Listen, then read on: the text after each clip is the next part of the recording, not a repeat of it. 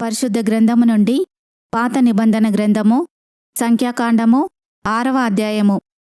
మరియు యెహోవా మోషేకు ఈలాగు సెలవిచ్చెను, నీవు ఇశ్రాయేలీయులతో ఇట్లనుము, పురుషుడే గాని స్త్రీయే గాని యెహోవాకు నాజీరగుటకు ఎవరైనను మ్రొక్కుకొని తన్ను తాను ప్రత్యేకించుకొనిన ఎడల వాడు ద్రాక్షరస మద్యములను మానవలెను. ద్రాక్షరసపు చిరకనైనను మద్యపు చిరకనైనను త్రాగవలదు. ఏ ద్రాక్షరసమునైనను త్రాగవలదు. పచ్చివి గాని ఎండినవి గాని ద్రాక్ష పండ్లను తినవలదు. అతడు ప్రత్యేకముగా నుండు దినములన్నీయు పచ్చికాయలే గాని పైతోలే గాని ద్రాక్షవల్లిని పుట్టినదేదియూ తినవలదు. అతడు నాజీరగుటకు మ్రొక్కుకొనిన దినములన్నింటిలో మంగళకత్తి అతని తలమీద వేయవలదు. అతడు యెహోవాకు తన్ను తాను ప్రత్యేకించుకొనిన దినములు నెరవేరు వరకు అతడు ప్రతిష్ఠితుడై తన తలవెంట్రుకలను ఎదగనీయవలెను. అతడు యెహోవాకు ప్రత్యేకముగా నుండు దినములన్నింటిలో ఏ శవమును ముట్టవలదు. తన దేవునికి మీదు కట్టబడిన తలవెంట్రుకలు అతని తలమీద నుండును గనుక అతని తండ్రి గాని తల్లి గాని సహోదరుడు గాని సహోదరి గాని చనిపోయినను వారిని బట్టి అతడు తన్ను తాను అపవిత్రపరచుకొనవలదు. అతడు ప్రత్యేకముగా ఉండు దినములన్నీయు అతడు యెహోవాకు ప్రతిష్ఠితుడుగా ఉండును. ఒకడు అతని యొద్ద హఠాత్తుగా చనిపోవుట వలన ప్రత్యేకముగా ఉండు వాని తల అపవిత్రపరచబడిన ఎడల అతడు పవిత్రపరచబడు దినమున అనగా 7వ దినమున తన తల గొరిగించుకొనవలెను. 8వ దినమున అతడు 2 తెల్లగువ్వలనైనను 2 పావురపు పిల్లలనైనను ప్రత్యక్షపు గుడారం యొక్క ద్వారమునొద్దనున్న యాజకుని యొద్దకు తేవలెను. అప్పుడు యాజకుడు ఒకదానితో పాపపరిహారార్థ బలిని 2వ దానితో దహనబలిని అర్పించి వాడు శవము ముట్టుట వలన పాపి అయినందున వాని నిమిత్తము ప్రాయశ్చిత్తము చేసి ఆ దినమున వాని తలను పరిశుద్ధపరపవలెను. మరియు తాను ప్రత్యేకముగా ఉండు దినములను మరలా యెహోవాకు తన్ను ప్రత్యేకించుకొని అపరాధ పరిహారార్థ బలిగా 7 ఏడాది గొర్రెపిల్లను తీసుకొని రావలెను. తన వ్రత సంబంధమైన తలవెంట్రుకలు అపవిత్రపరచబడెను గనుక మునుపటి దినములు వ్యర్థమైనవి. నాజీరు ప్రత్యేకముగా ఉండు దినములు నిండిన తర్వాత వాని గూర్చిన విధి ఏదనగా ప్రత్యక్షపు గుడారం యొక్క ద్వారమునొద్దకు వాని తీసుకొని రావలెను.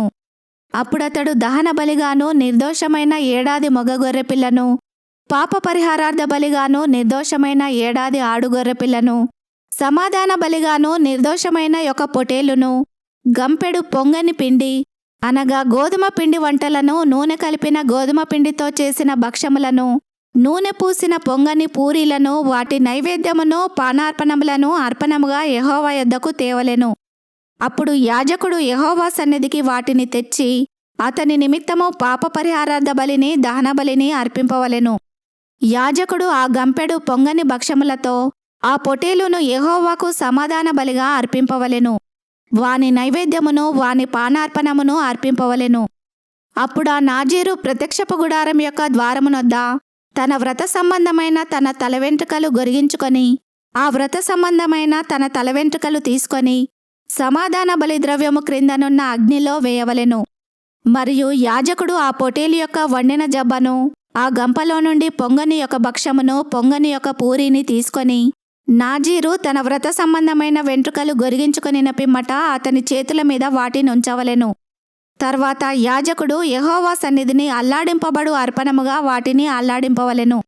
అల్లాడింపబడు బోరతోనూ ప్రతిష్ఠితమైన జబ్బతోనూ అది యాజకునికి ప్రతిష్ఠితమగును. తర్వాత ఆ నాజీరు ద్రాక్షరసము త్రాగవచ్చును. మ్రొక్కుకొనిన నాజీరు తన కలిమి కొలది ఇచ్చు దాని గూర్చిన విధియు, అతడు నాజీరై ఉన్నందున యెహోవాకు అర్పింపవలసిన దాని గూర్చిన విధియు ఇవే. తాను మ్రొక్కుకొనిన మ్రొక్కుబడి చొప్పున నాజీరును గూర్చిన విధిని బట్టి ఇదంతయు చేయవలెనని చెప్పుము.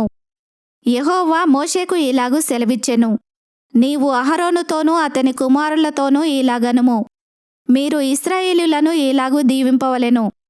యెహోవా నిన్ను ఆశీర్వదించి నిన్ను కాపాడునుగాక. యెహోవా నీకు తన సన్నిధిని ప్రకాశింపజేసి నిన్ను కరుణించునుగాక. యెహోవా నీ మీద తన సన్నిధి కాంతి ఉదయింపజేసి నీకు సమాధానము కలగజేయునుగాక. అట్లు వారు ఇశ్రాయేలీయుల మీద నా నామమును ఉచ్చరించుట వలన నేను వారిని ఆశీర్వదించెదను. ఈ వాక్యమును విన్న మిమ్ములందరినీ దేవుడు దీవించునుగాక. ఆమెన్.